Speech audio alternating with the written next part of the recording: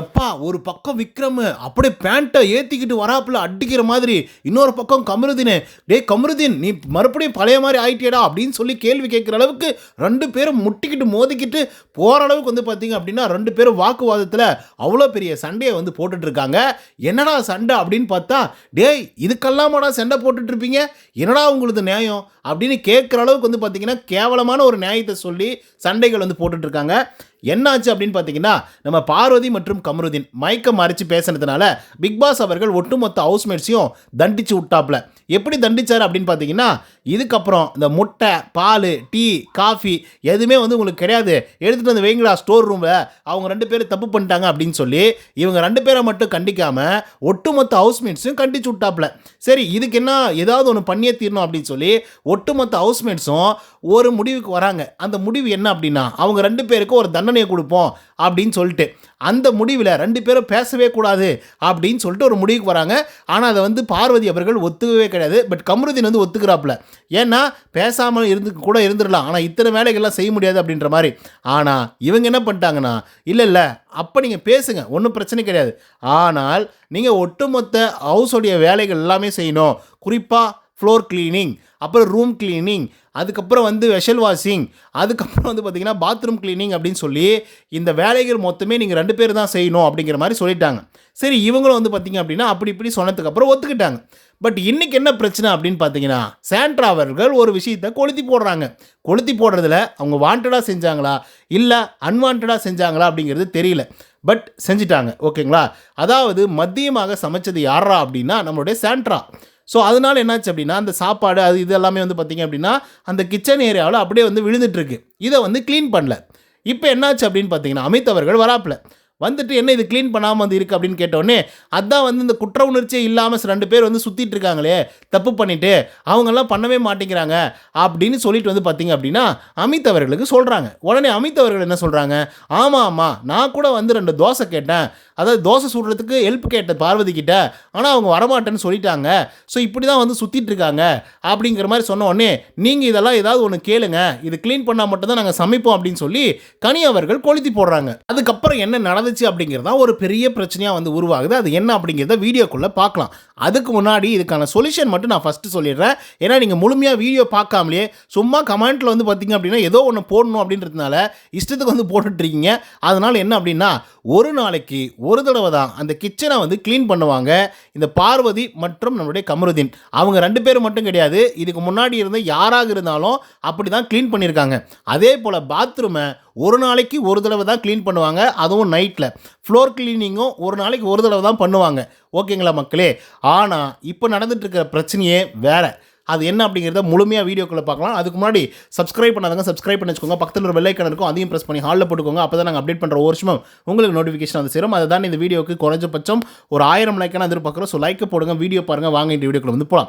என்ன அப்படின்னா, விக்ரம் அவர்களாக ஒரு மாதிரி காண்டாயிட்டாப்ல. அமித் அவர்கள் போயிட்டு கமருதீன் மற்றும் நம்மளுடைய பார்வதி இவங்க ரெண்டு பேரும் சாப்பிட்டுட்டு உட்காந்துட்டு இருக்காங்க. அப்போ வந்து பார்த்திங்க அப்படின்னா போய் கேட்குறாப்புல, அதை கொஞ்சம் க்ளீன் பண்ணி கொடுத்துருங்க, ஏன் க்ளீன் பண்ணாமல் வந்து சுற்றிட்டு இருக்கீங்க அப்படின்ற மாதிரி வந்து கேட்டுருங்க. ஏங்க என்னங்க நீங்கள் பேசிகிட்டு இருக்கீங்க, நைட்டுக்கு தாங்க க்ளீன் பண்ண முடியும், இப்போ திடீர்னு வந்து க்ளீன் பண்ணுங்க அப்படின்னு சொன்னால் எப்படிங்க க்ளீன் பண்ணுறது, இதுக்கு முன்னாடி வந்து அப்படி க்ளீன் பண்ணதே கிடையாதுங்க, நைட்டில் தானே வந்து க்ளீன் பண்ணிவிட்டு தூங்குவோம், ஏன் இப்படி திடீர்னு வந்து இப்படி சொல்கிறீங்க அப்படின்னு ஒன்று.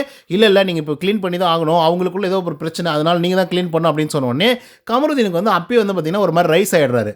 நம்ம பார்வதி சொல்லிடுறாங்க, இப்போல்லாம் எங்களால் க்ளீன் பண்ண முடியாதுங்க, நைட்டுக்கு தான் பண்ண முடியும், நேற்றுக்கு கூட வந்து பண்ணோம்ல, அதுக்கப்புறம் எல்லாத்தையும் க்ளீன் பண்ணோம்ல, எல்லாத்தையும் பெருக்கணும்ல, இப்போ பண்ண முடியாது அப்படின்னு சொன்னோடனே நம்ம அண்ணன் விக்ரம் அவர்களுக்கு பயங்கரமாக கோவம் வந்துடுது. அவருக்கு தான் வந்து பார்த்திங்க அப்படின்னா இந்த வீட்டுக்குள்ளே பயங்கர சின்சியராக இருக்கணும், வேலைகள் எல்லாத்தையும் பார்க்கணும் அப்படின்றதுல ரொம்ப உறுதியாக வந்து இருப்பாப்புல. மற்றவங்களாம் வந்து பார்த்திங்கன்னா சும்மா வந்து சாப்பிட்டு தூங்கிட்டு அதுக்கப்புறம் வந்து பார்த்திங்கன்னா பிக் பாஸ் வீட்டுக்குள்ளே நல்லா ரெஸ்டாரண்ட்டில் வந்து தூங்கின மாதிரி வந்து பார்த்திங்கன்னா நல்லா சாப்பிட்டு அப்படியே இருக்கலாம் அப்படின்னு சொல்லிட்டு எல்லோரும் வந்திருக்காங்க. ஓகேங்களா? விக்ரம் மட்டும்தான் சீரியஸாக சின்சியராக வந்து இருக்கிறாப்புல. ஓகேங்களா? ஆனால் ஆக்சுவலாக இந்த வாரத்தில் தான் அந்த ஆளை வந்து கிச்சன் டீம்லேயே வந்து போட்டிருக்காங்க. ஒன்று. ரெண்டாவது விஷயம், கிச்சன் டீமில் போட்டிருந்தாலும் 2 டீமாக பிரிச்சிட்டாங்க, நல்லா ரெஸ்ட் எடுத்துக்கலாம். இதுக்கு முன்னாடி அப்படி கிடையாது, 2 பேர் சமைச்சிருக்காங்க. எப்ஜேவும் பார்வதியும் 2 பேர் வந்து சமைச்சிருக்காங்க ஒரு வாரம் முழுக்க. அப்போ எவ்வளோ கஷ்டமாக இருந்திருக்கும். நீங்கள் வந்து கிச்சன் டீமுக்கு வரும்போது 2 டீமு, 3 பேர் ஒரு வேலைக்கு சமைக்கணும், இன்னொரு வேலைக்கு 3 பேர் சமைக்கணும். அப்பயும் அந்த வாஷிங் பண்ணுறது, அப்புறம் அந்த ஃப்ளோர் க்ளீன் பண்ணுறது, அதுக்கப்புறம் அந்த கிச்சன் டெஸ்க்கை வந்து க்ளீன் பண்ணுறதுக்கெல்லாம் ஆள் இருக்காங்க தனியாக. புரியுதுங்களா மக்களே? ஸோ இப்படி தான் வந்து நடந்துட்டுருக்கு. இதில் சின்சியராக வந்து இருக்கக்கூடிய விக்ரம் அவர்கள் வந்து பார்த்திங்க அப்படின்னா பார்வதி கிட்டேயும் நம்மளுடைய கமருதீன் கிட்டேயும் பயங்கரமாக போய் வம்பிழுக்கிறாப்புல. நீங்கள் ஏன் சார் இதை பற்றிலாம் பேசிகிட்டு இருக்கீங்க, அவங்களுக்கு குற்ற உணர்ச்சி அப்படின்னு ஒன்று இருந்தாக்கா இந்த மாதிரிலாம் பண்ண மாட்டாங்க அப்படின்னு ஒன்று பார்த்தீங்கன்னா பார்த்தீங்கன்னா பயங்கரமாக கோவம் வந்தது. என்னடா நீ இப்படிலாம் வந்து பேசிகிட்டு இருக்க, என்ன குற்ற உணர்ச்சி இல்லை அப்படின்னு சொன்னோடனே இவங்க 2 பேருக்கும் வந்து பார்த்தீங்கன்னா கடுமையான ஒரு வாக்குவாதம் வந்து வருது. இதில் விக்ரம் அவர்கள் பேண்டெல்லாம் தூக்கிட்டு ஓடி வராப்புல அடிக்கிற மாதிரி. இன்னொரு பக்கம் கமருதீன் போகிறாப்புல. நான் என்னமோ Kamarudeen back to the form அப்படின்னு நினச்சேன், பச்சுன்னு ஒரு அடி அடிப்பாரோ அப்படின்ற மாதிரி. நல்ல வேலை அந்த மனுஷன் கொஞ்சம் கண்ட்ரோல்டாக வந்திருந்தாப்புல. ஸோ இது வந்து எங்கே போகுது அப்படின்னு பார்த்தீங்கன்னா கனியக்கா கிட்ட போகுது. கனியக்கா சொல்கிறாங்க, இல்லை நான் கூட வந்து சொல்லியிருக்கேன், சாண்ட்ரா தான் மத்தியானம் வந்து சமைச்சாங்க, ஸோ இதை வந்து க்ளீன் பண்ணாமல் போயிட்டாங்க, ஸோ அதுக்கு தான் நான் வந்து சொன்னேன், நானும் இதுக்கு முன்னாடி வந்து சொல்லியிருக்கேன் க்ளீன் பண்ணி கொடுத்துருக்கேன் அப்படின்னு சொல்லி. அதனால் அவங்களும் வந்து பார்த்திங்கன்னா சில விஷயத்தை வந்து பண்ணியிருக்காங்க. ஸோ அதனால வந்து பார்த்திங்கன்னா இந்த மாதிரி நடந்துருச்சு அப்படிங்கிற மாதிரி கனி அவர்கள் சொல்கிறாங்க. மக்களே நல்லா புரிஞ்சுக்கோங்க, பிரச்சனை வந்து சாண்ட்ராவுக்கும் அதுக்கப்புறம் நம்ம அக்கா கனி அக்காவுக்கும், இவங்க 2 பேருக்குமே ஆகாது அப்படிங்கிறது நமக்கு நல்லாவே தெரிஞ்சிருக்கும். ஓகேங்களா? இதில் என்ன பிரச்சனை அப்படின்னா சாண்ட்ரா அவர்களையும் இதே மாதிரி க்ளீன் பண்ணி கொடுக்காம போனதுனால கனி அவர்கள் கேட்குறாங்க. ஸோ இதனால் என்னாச்சு, சாண்ட்ரா இருக்கக்கூடிய இந்த 2 பேர் மாட்டிக்கிட்டாங்க. ஆனால் இந்த 2 பேரும் நைட்டு வந்து க்ளீன் பண்ணுறாங்க, அது உண்மை, எல்லாரும் ஒத்துக்கிறாங்க.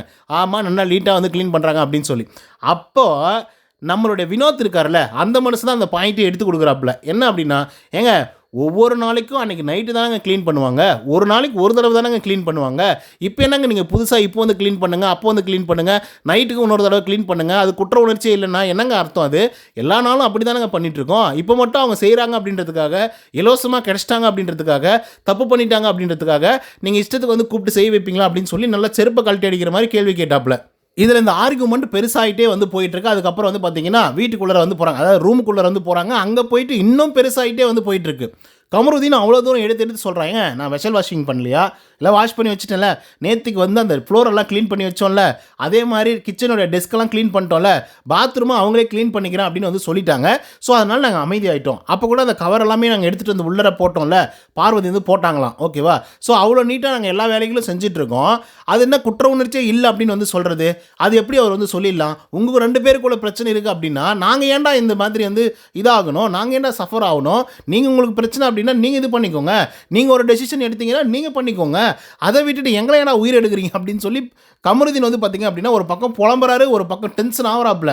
உடனே வந்து கனியக்கா என்ன சொல்கிறாங்க அப்படின்னா, இல்லை நீங்கள் அப்படிலாம் சொல்லக்கூடாது, அப்படி நீங்கள் வந்து 2 டீமாக பிரிஞ்சிங்க, ஏன் பிரிஞ்சிங்க அப்படின்னு சொல்லி கேள்வி கேட்டாக்கா நீங்கள் வந்து அன்றைக்கே சொல்ல வேண்டியதானே, திங்கக்கிழமையே ஏன் 2 டீமாக பிரிக்கிறீங்க அப்படின்னு சொல்லி, ஏன் இப்போ வந்து கேட்குறீங்க அப்படின்றாங்க கனி.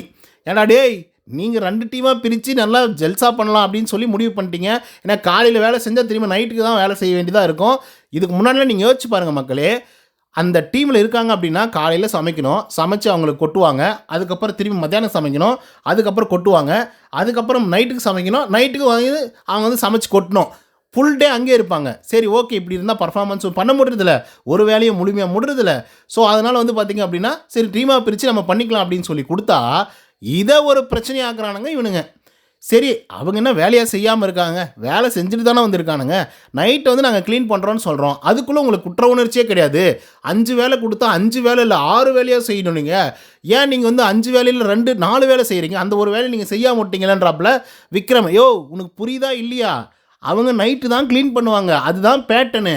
நீங்கள் புதுசாக க்ளீன் பண்ணோம் அப்படின்னா முன்னாடியே சொல்லணும், ஏப்பா அந்த பேட்டர்ன் கிடையாது, நாங்கள் எப்போல்லாம் கூப்பிட்றோமோ அப்போல்லாம் நீங்கள் வந்து க்ளீன் பண்ணோம் அப்படின்னு சொல்லி நீங்கள் தலைவர்கிட்ட சொல்லணும். தலைவர் வந்து அவங்கக்கிட்ட சொல்லணும். அவங்க கேட்கல அப்படின்னா ஒட்டுமொத்த ஹவுஸ்மேட்ஸும் சேர்ந்து வந்து சொல்லணும்.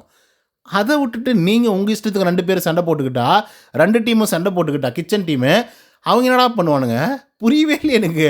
இதில் இருப்பா சாமி என்னத்துக்கு சண்டை போடுறானுங்களோ. விக்ரம், உங்களை பார்த்தா ஒரு பக்கம் வந்து நல்லா பயங்கரமாக ஸ்கோர் பண்ணுறீங்க, ஒரு பக்கம் இப்படி ஏதோ ஒன்று பண்ணி விட்டு வெறுப்பேற்றுறீங்க, புரியவே இல்லை எனக்கு.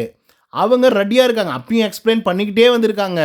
பார்வதி பண்ணிகிட்டே, டேய் 6 பேர் இருக்கீங்க, இதை கூட நாங்கள் செய்யணுமா, ஏடா க்ளீன் பண்ணுறது ஒரு நேரமாடா, அது நீங்கள் அழகாக இதுக்கு முன்னாடி நீங்கள் தானடா பண்ணிகிட்டு இருந்தீங்க, 2 வேலை நீங்கள் தானே பண்ணிட்டுருங்க, 3வது வேலை தானே நாங்கள் வந்து பண்ணிகிட்டு இருந்தோம், திடீர்னு என்னடா உங்களுக்கு இப்போ, அட்லீஸ்ட் எங்களுக்கு முன்னாடியாவது சொல்லியிருந்தா பரவாயில்ல, திடீர்னு வந்து நீங்கள் குற்ற உணர்ச்சியே வந்து இல்லாமல் வந்துருக்கீங்க, வேலையே செய்ய மாட்டேங்கிறீங்க அப்படின்னா அப்போ நாங்கள் செஞ்சதுக்கெல்லாம் என்னடா அர்த்தம் அப்படின்னு சொல்லி கேள்வி. இதுக்கு என்ன மக்களை பதில் சொல்லுவீங்க நீங்கள்? இது நான் சொன்னனாலே நீ வந்து பார்வதிக்கு சொம்படிக்கிற, நீ பார்வதிக்கு வந்து பிஆர்ன்னு சொல்லுவீங்க. டேய் போங்கடாங் அப்படின்ற மாதிரி வந்து இருக்குது. சாமி மக்களே, இதை பற்றின உங்களோட கருத்துக்கள் என்ன அப்படிங்கிறத கமெண்ட்ஸில் வந்து பதிவு பண்ணுங்கள். இந்த வீடியோ உங்களுக்கு வந்து பிடிச்சிருந்தா லைக் அண்ட் சப்ஸ்கிரைப் பண்ண மறந்துடாதீங்க. இன்னொரு தகவலும் செஞ்சீங்கன்னா until than bye from Uday. நன்றி, வணக்கம்.